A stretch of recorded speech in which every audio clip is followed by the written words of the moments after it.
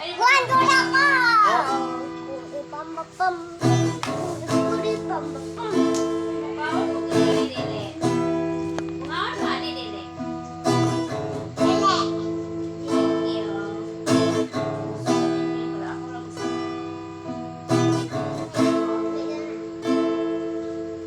Aalis si Itay, didestino sa lugar na magulo.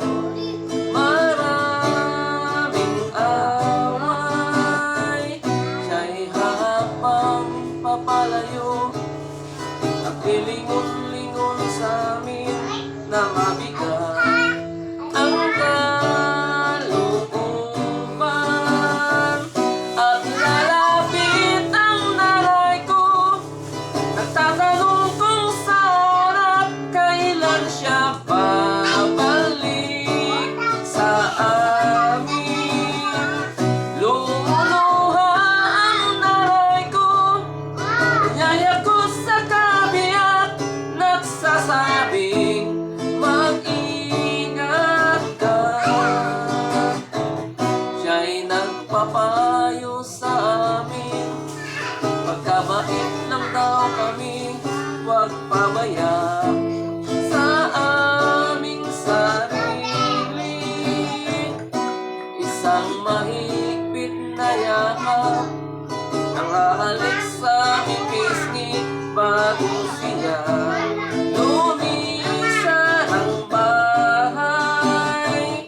Lumipas ang mga araw, nag-iisip na pupuyat, naghihintay ang aming nanay.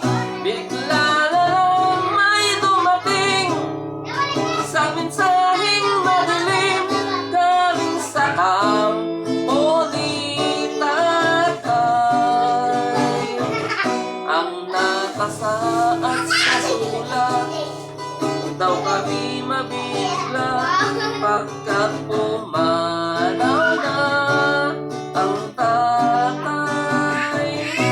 Nakapahil daw sa kanya'y nagtitinding sundalo, kapwa niya rin Pilipino.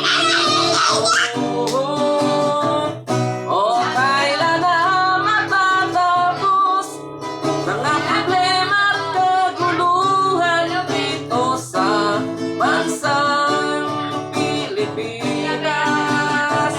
Sana'y wala ng NPA, eliminate from CPP, mapagsamantalang tao sa gobyerno.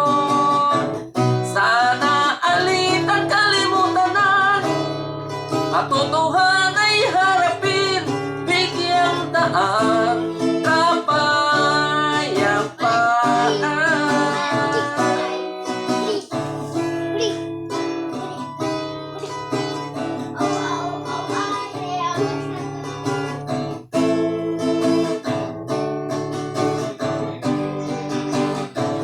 O kailan na matatapos mga problema at kaguluhan dito sa bansang Pilipinas?